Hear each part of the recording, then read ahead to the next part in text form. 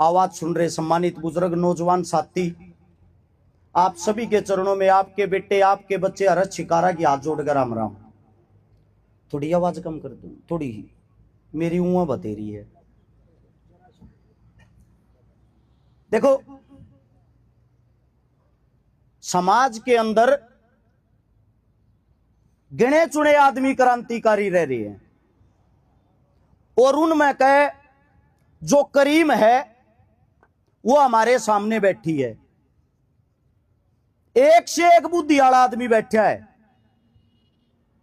लेकिन इस देश का दुर्भाग्य है, यहां से शुरू होता है। जब रोड पर रोड़ा हो रहा हो, 1 घंटे में थारे बालक 1000 मानसा ने इकट्ठा कर लेंगे और काम की बात के लिए 100 मानस इकट्ठे होने में भी आंगा लग गए है। इसने तो गुलामी का आग रहे हैं, या ये तो गुलामी होती होगी। अब सबसे पहली चीज तो यह है, हमने न्यू समझनी चाहिए यो रोड़ा के है। अभी मेरे से पहले खासा साहब बता रहे थे गुलामी के बारे में। गुलाम तो हम हो रहे हैं, आजाद हुए ही कब थे? कौन सा अधिकार आप लोगों के पास है? फर्क सिर्फ इतना है, जो अंग्रेज राज चलाया करते वे छोड़कर चले गए। उनकी जो जूती चप्पल ठानिया था, उनकी ड्यूटी लागे भाई हमने लूट लिया, तुम लूट लियो। और लूटने का तरीका ही उस तरीके से देश चल रहा है, कोई अलग तरीके से नहीं। ये बंद करवाइए भाइयों जो भी है।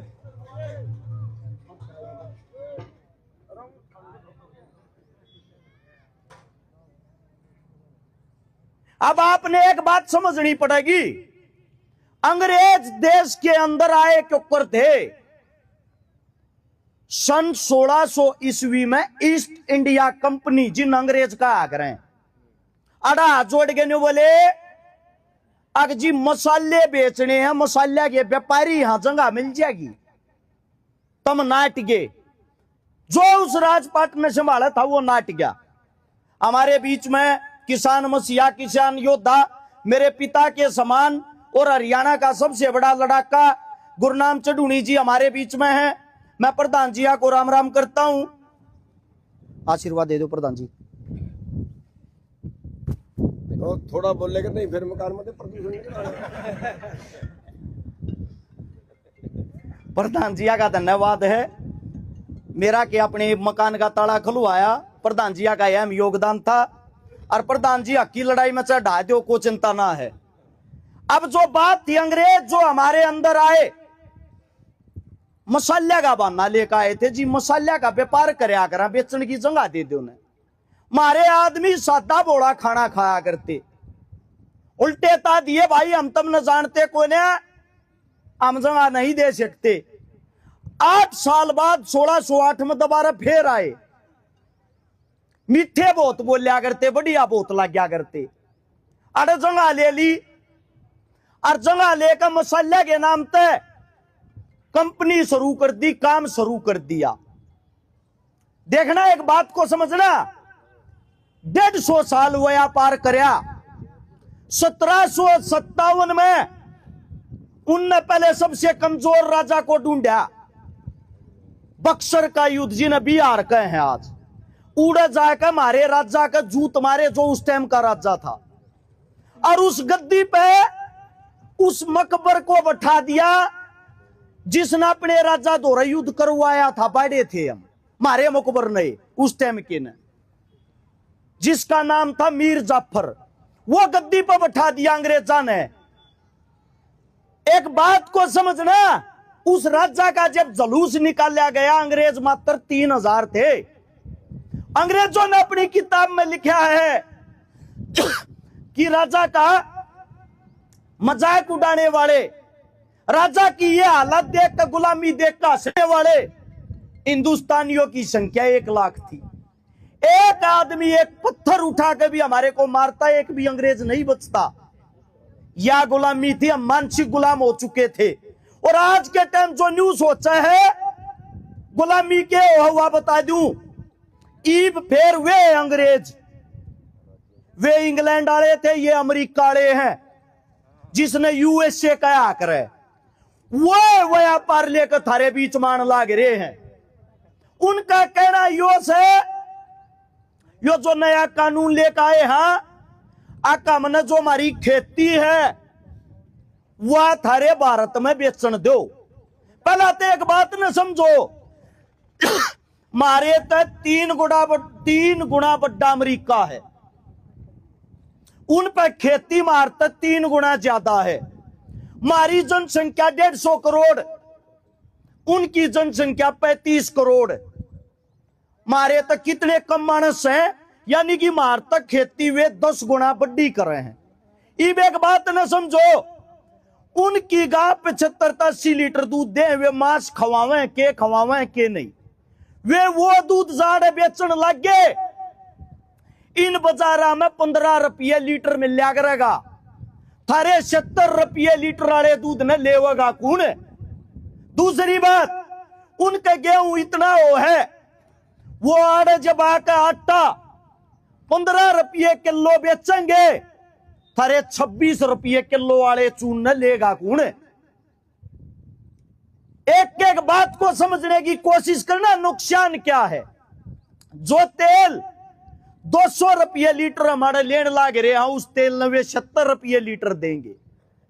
इब जो आदमी गरीब है, मजदूर है, 8,000 की, 10,000 की, 12,000 की नौकरी करे है, वो थारी चीज न ना ले, वो लेगा अमेरिका की चीज ने। थारे तक 3 गुना 4 गुना सस्ती मिल लगी। वाह, मात्र 1 साल के अंदर थारा जो काम है, थारा जो तरीका है, थारी जो खेती है, सब कुछ बंद हो जाएगा। जड़े इस टाइम पर जो थारी मंडी है, जड़ा तुम गेहूं बेच का करो, उस मंडी की जगह पर यूएसए की दुकान खुल जाएंगी। और थार तन्यू कहेंगे ठाले जाई कबाड़ ने कड़े ते लेकर आया है। थारे घरा में योगी और धान छड़ेगा पड़िया पड़िया, फांसी खाओगे, गोली खाओगे। जिस जमीन के आज करोड़ करोड़ रुपया के जो किले मान रहे हैं, उन किले की कोई कीमत नहीं रहेगी। 10-10 लाख रुपया में वे किले बेचते आंडोगे, गुजारा नहीं रहेगा। और इनका मेन मकसद हमारी जमीन को कब्जाना है। उस जमीन पर कब्जा करने की इनकी सलाह है। खेती चली जाएगी, जमीन चली जाएगी, जमींदारा चला जाएगा, इस देश में रहेगा के गुलामी क्या न कहा अगर फिर घनी दूर ना है। जिस दिन तक कानून लागू हो गया, पूरे 1 साल के अंदर फांसी खाते दिखा दूंगा सारे ने। कत जाग लो, कत उठ लो। अब थारी संख्या सुनो, भारत देश कृषि प्रधान देश है। 85% आदमी खेती पर निर्भर है। जो मजदूर हैं, श्रमिक हैं, वे भी से खेती तो एक हाको मारे हैं। और जब काम धंधे नहीं रहेंगे, वे कट जाएंगे।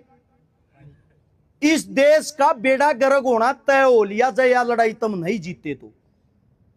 अब एक बात बता देता हूं, कदे न्यू सोचो 47 में देश आजाद हो गया था।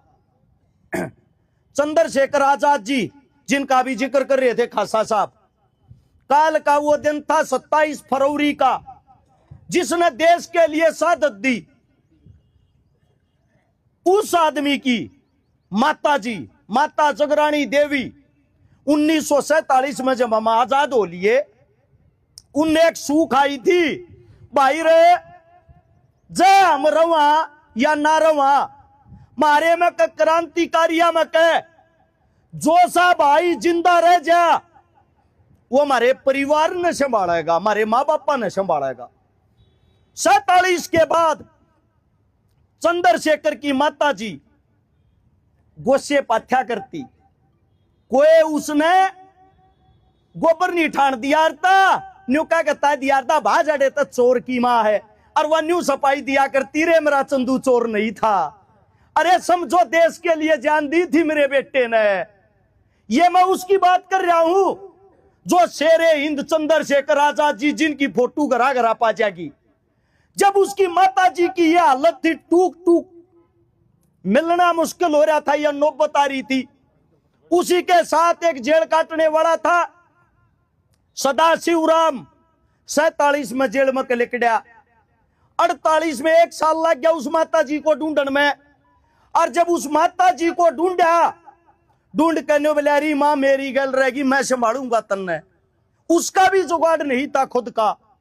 एक रुद्र नारायण था, उसके घर पर लिया अपने साथी पे, भाई सेवा कर रहे हमारी सबकी, एक मां बच रही है यार। जब सेवा शुरू करी तो 2 साल के अंदर, 3 साल के अंदर 1951 को 22 मार्च को उस माता जी का शरीर पूरा हो गया। सोचना कैसी आजादी थी, आजाद थे, सरकार बन ली थी, सारे काम हो गए थे, राजपाट हमारे हाथा में था। सदाशिव ने सरकार तय 6 फुट की जगह मांगी, हमारी मां की एक मूर्ति बनवा देंगे, न्यू बेरा पाट जाएगा, इसका बेटा था जिसने देश के लिए जान दी थी। सरकार जगह देन तनाटगी, न्यू बोला जाए इसकी मूर्ति टकगी, लोग इसने पूजेंगे और वे क्रांतिकारी विचार दोबारा तो जिंदा हो जाएंगे, मूर्ति नहीं टकनी चाहिए। झांसी की बात है, उस मूर्ति को सदाशिव ने बोला भाई टेकूंगा, किसे मदम वो रोक लियो। मूर्ति बनवा का अपने सर पर टेक ली। उस मूर्ति ने जब टेकन चले, लगभग 10,000 आदमी इकट्ठे हो गए। साफ अपनी सरकार ने, काले अंग्रेजों ने आदेश कर दिया, दिखते गोली मार दियो, सदाशिव का मूर्ति नहीं टेकनी चाहिए।